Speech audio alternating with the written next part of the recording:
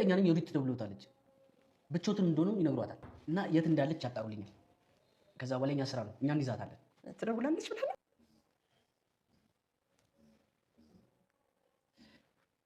የወዲት ልጅ ደወለች። አንሱትና ልክ እንዳልኩት አድርጉልኝ። ሄሎ ልጄ፣ ደህና ነሽ? የት ነው ያለሽው? አዎ ብቻዬን ነኝ፣ ማንም የለም። የት ነው ያለሽው?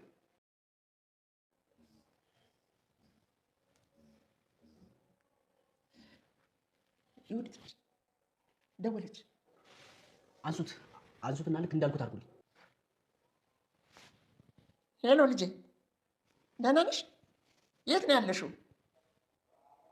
አዎ ብቻዬን ነኝ፣ ማንም የለም። የት ነው ያለሽው? መራመድ ያልቻለው ያቺ ምስኪን እናቱን ደግሞ ስታሰቃያት እኮ ነው የኖረችው። ምን አድርጋ? ያላረገችውን ነገር ጠይቀኝ። ትሰድባቸዋለች፣ ታሰቃያቸዋለች። ይገርምሃል፣ ትልቅ ሰው ናቸው ብላ ሳትፈራ እንኳ ትደበድባቸው ነበር። የባሏንም እናት ትደበድብ ነበር። አይገርምህም? ሌላ ሴት ብትሆን የባሏን እናት ትጦር ነበር እንጂ ለመደብደብ ዱላ ታነሳ። የኔዋ ግን ትችልበታለች። ጨካኝ ነቻ። መደብደብ ነው እንደገረመ። ልትገላቸው የሚበሉት ምግብ ውስጥ መርዝ እየጨመረች ነበር። መርዝ ጨምረባቸዋለች። ኧረ እባክህ እኔ ልሙት። ያቺ ምስኪን ሴትዮ ፈጣሪ ጠብቃት አልሞተችም እንጂ የወዲት ልትገላቸው የተቻላትን ሁሉ አድርጋለች። እንደው ግን ይህን ሁላ ነገር ስታደርግ እርስዎ ግን የት ነበሩ? አይ መርማሪ፣ የወዲት እኮ ማትቻል ሴት ናት። በጣም ክፉ አረመኔ እኮ ናት። ምንም ቢሆን ሰው ለመግደል ደረጃ እስክደርስ ድረስ ዝም ማለት የለበትም ነበር። ሞክሬ ነበር። ተይ ብያለሁ። ተይ ሲሏት ምን አለችት? እገልሻለሁ፣ ከዛሬ ጀምሮ ተይ የሚል ቃል ከአንቺ አፍ ከወጣ እገልሻለሁ ብላ ወይዘሮ ወርቄ ልጃቸውን አሳልፈው ለሕግ ሰጡ። መርማሪውን ስታይ የወዲት ከቤት እግሬ አውጪኝ ብላ ሩጣ ስታመልጥ መርማሪውም ልጆትን ደውለው ብቻዬን ነኝ ነይ በሏት በማለት እሳቸውም ልክ መርማሪው እንዳላቸው በማድረግ ደውለው እኔ ብቻ ነኝ የኔ ልጅ ነይ በማለት አሳልፈው ለፖሊስ ሰጧት። ምንም ነገር የለውበትም። ወንጀሉን እንኳን ለሕግ አሳልፌ ለመስጠት ስሞክር ደብድባ ከመንገድ ነው የምትመልሰኝ በማለት ወይዘሮ ወርቄ እስር ስለማይፈልጉ ልጃቸው ብቻዋን ወንጀሉን እንደሰራችው ለሕግ አሳወቁ።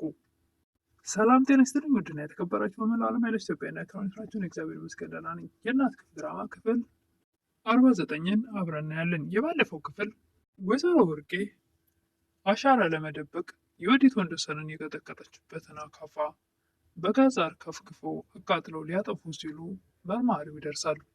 እባክህ ምንም እንዳታደርገኝ፣ እንዳታስረኝ፣ እኔ ምንም የማውቀው ነገር የለም፣ የወዲት ናት እባክህ እያሉ ተንበርክከው እየለመኑ እያለ አካፋውን አንስቶ ሲሮጥ ነበር ቪዲዮ ያለቀው። ቀጣዩን ክፍል አብረን የወዲትም እኔ አይደለሁም የወዲት ናት እየተባለ እያለ ሩጣ በር ከፍታ ስትገባ መርማሪው አካፋውን ይዞ ሊወጣ ሲል እሱም እሷ ወዳለችባት ሲሮጥ እሷም ወደኋላ እግሬ አውጭኝ ብላ ስትሮጥ መርማሪውም ተከትሎ ቢሮጥ ነገር ግን አልደረሰባትም። ወደ አንድ ዛፍ ስር ተደበቀችው።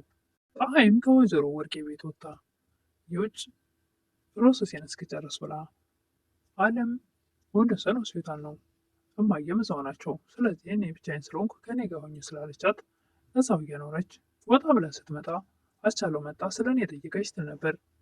መጥቶ ነበር እና ምን አለሽ? እንዳንቺ ሞኝ ስላልሆንኩ አልሰማሁትም እና እኔ ሞኝ ነኝ እያልሽ ነኝ ትል ነበረ ፀሐይ። አዎ መቼስ አስቻለውን አፈቀርሽ ማለት ሞኝ ነሽ። የወዲትና የወዲት ወንድም ያባየ ልጅ ሰው ነው ብለሽ ታስቢያለሽ? አላምም በፍጹም የውሸት መርዙን ነው የሚረጭብሽ። በፍጹም እሱ ለትዳር ሊሆንሽ አይችልም። ህይወትሽን ነው የሚያበላሽብሽ፣ አላማሽን ነው የሚያሰናክለው ትል ነበር። ፀሐይም ባክሽ ቀንተሽ ነው ስለተፈቀርኩ ትል ነበረ። አንቺ በጓደኛ ይቀናለሁ፣ ለዛውም ደግሞ ባስቻለው ለወዲት ዘር ላባየ ልጅ እንዴት በእነሱ ይቀናል? በእነዚህ መርዞች ለሰው ክፋት እንጂ ተንኮል የማያስቡ በእነሱ ዘር እንዴት ይቀናል ትል ነበር አለም። ቀንተሽ ባይሆን ኖሮማ በደስታ የተደሰች ነበር እንጂ ማሰብ የማልፈልጋቸውን ነገር እያሳሰብሽ በአይምሮ ያትጫዎችም ነበር። አለምም በጣም ነው ያዘንኩብሽ ጓደኛዬ፣ እንደምቀናብሽ ነው እንደምታስቢው። እኔ እኮ አላማሽ እንዳይበላሽ መንገድሽ እንዳይሰናከል ብዬ ነው እንጂ ለቀናት ብለሽ እንዳታስቢው ነው። ታዲያ አንድ ቀን እንኳን ስላስቻለው ጥሩ ነገር ስታወሪ ሰምቼሽ አላውቅም ትል ነበረ ፀሐይ። እንዴት ነው ስለሱ ጥሩ ነገር የማወራልሽ? እኔን እኮ ከእህቱ ከወዲት ጋር ሆኖ ሲያሰቃየኝ የነበረ ከአንቺ በፊት የማውቀው እኔ ነኝ ያስቻለውን ትል ነበር አለም። ወይዘሮ ወርቄም አጋቹ ጸጋዬን መርማሪው እንዴት አወቀ? ማስረጃውን ላቃጥለው ስል እንዴት መጣ? አንተ ነህ ደውለህ የነገርከው እያሉ ጸጋዬን ያፋጥጡ ነበር። ግን መርማሪ ፖሊስ አይደል እንዴ? ፖሊሶች እኮ ሁሉም ቦታ ዓይንና ጆሮ አላቸው። ስለዚህ ከእነሱ የሚደበቅ ነገር የለም የሚል ነበር ጸጋዬ። ሊያቅ ቻለ። እንኳን ሌላ ሰው ለልጄ እንኳን አልነገርኳትም የት እንደደበቅኩት። እንደዛማ አይሆንም ትል ነበር ወይዘሮ ወርቄ። እውነት ሰው ነው የነገራችሁ ነበረ ጸጋዬ። እንዴት የኔ ምስጢር ማንም ሊያውቅ አይችልም። የምታውቀው አንተ ብቻ ነህ። አንተ ደውለህላቸዋል ማለት ነው ይሉ ነበር ወይዘሮ ወርቄ። አይደለው የሚል ነበር ጸጋዬ። ደጋጋሚ ወይዘሮ ወርቄ ጸጋዬን አንተ ነህ ለፖሊሶች የደወልከው ሲሉት፣ አዎ እንደውም እኔ ነኝ። እዛ ታደርጋለህ፣ እኔ ብታሰር ምን ትጠቀማለህ አንተ ይሉ ነበር ወይዘሮ ወርቄ። ምንም አልጠቀምም። ምንም ካልተጠቀምክ ለምንድን ነው እኔ እንዲያዝ ለህግ የደወልከው ትል ነበር ወይዘሮ ወርቄ። ምክንያቱም ፖሊሶቹ ለእኔ አንድ የውሳኔ ሀሳብ አቀረቡልኝ። ተስማሚ ሀሳብ ሲያቀርቡልኝ ይሻልኳቸው። የሚሸጠው በእኔ ምክንያት እንደሆነ አውቀዋል። ይህ አንተ የሰራውን ወንጀል እንድረሳልህ፣ እኔ ደግሞ ማግኘት ያለብኝን ነገር እንዳገኝ እርዳኝ አለኝ። ይሻልኩት። ራስህን ስታድን እኔ ችግር ውስጥ እንደምወድቅ አታውቅም ይሉ ነበር ወይዘሮ ወርቄ። ኧረ በደንብ አውቃለሁ። እንደዚህ አይነት ክደት ትሰራለህ ይሉ ነበር ወይዘሮ ወርቄ። የምን ክደት ነው የሚያወሩት ወይዘሮ ወርቄ? የተዋወቅነው እኮ ቤተክርስቲያን ሊያስቀድሱ መጥተው አይደለም። ወንጀለውትን ለመደበቅ እኔን ትፈልገው ነው።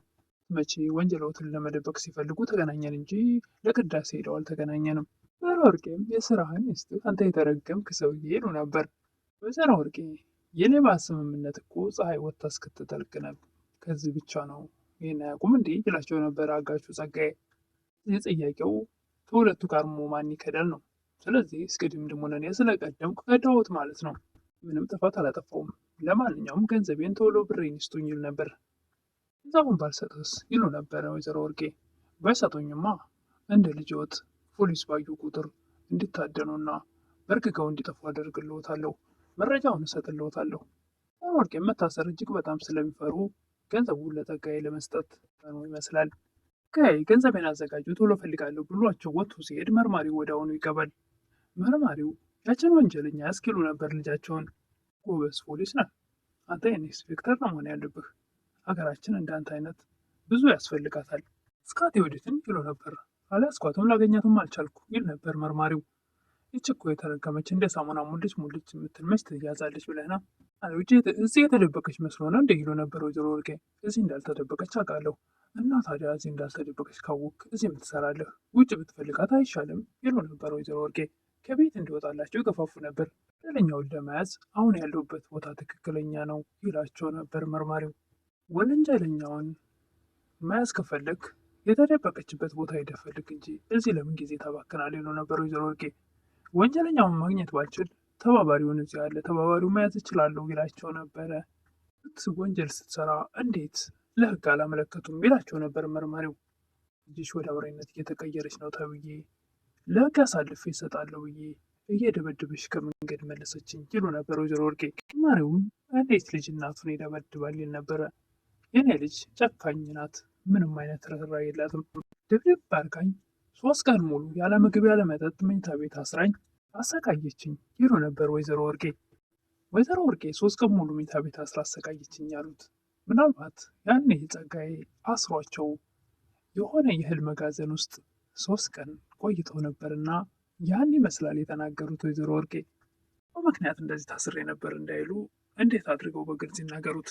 ምክንያቱም የወንጀሉ ጸንሳች ራሳቸው ወይዘሮ ወርቄ ናቸውና። ወንድ ልጅ አለውት አይደል እንዴ?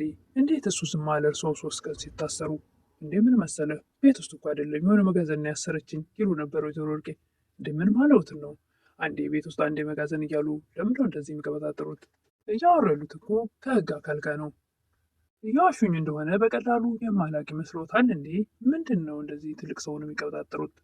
መርማሪውም ወይዘሮ ወርቄን ተባበሩኝ፣ እርግጠኛ ነኝ የወዲት ትደውልልዎታለች። እኔ ተባብረሃለሁ፣ ብቻ እንዳታስረኝ። ወይዘሮ ወርቄ መታሰርን ብቻ ነው የሚፈሩት። እደውልልዎት ልጅዎት፣ እኔ ብቻ ነኝ ያለሁት፣ እቤት ያለሁት እኔ ብቻ ነኝ በሏት በማለት ወይዘሮ ወርቄም የወዲት ስደውል ልጄ ነኝ ብቻዬን ነኝ በማለት ወደ ቤት እንድትመጣ አድርገዋል። የወዲትስ ብቻዬን ነኝ ሲሉ አምናቸው ትመጣለች ወይስ አትመጣም? የዛሬው ቪዲዮ ይህን ይመስል ነበር። በቀጣይ የወዲት እናቷን የወዲት ናት እኔ አይደለሁም እያለች ስትል ሰምታችኋለች። እና ወደ ኋላ ሩጣ ትመልሳለች። አሁን ብቻዬን ነኝ ሲሉ አምናቸው ወደ ቤት ትመጣለች ወይስ አትመጣም? እሱን በቀጣይ የምናይ ይሆናል። እስከዛው መልካም ቆይታ እያልኩኝ እዚህ ላይ ይሰነባበታለሁ። አዲስ የሆናችሁ ሰብስክራይብ አድርጉ።